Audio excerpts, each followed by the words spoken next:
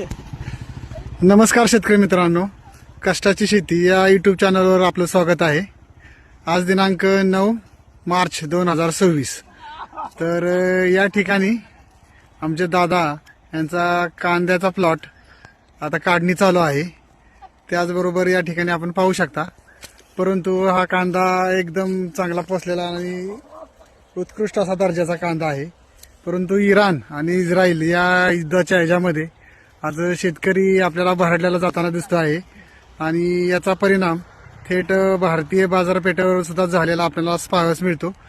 आणि एवढं उत्पादन कष्ट करून देखील कांद्याचं मार्केट आज आपल्याला कमी पाहायला मिळत आहे आणि याचा तोटा नक्कीच शेतकरी राजावर होता आपल्याला पाहावयास दिसत आहे। तर आपण यावर आपल्या भागात कांद्याचे दर कसे आहेत हे कमेंट करून आम्हाला सांगा।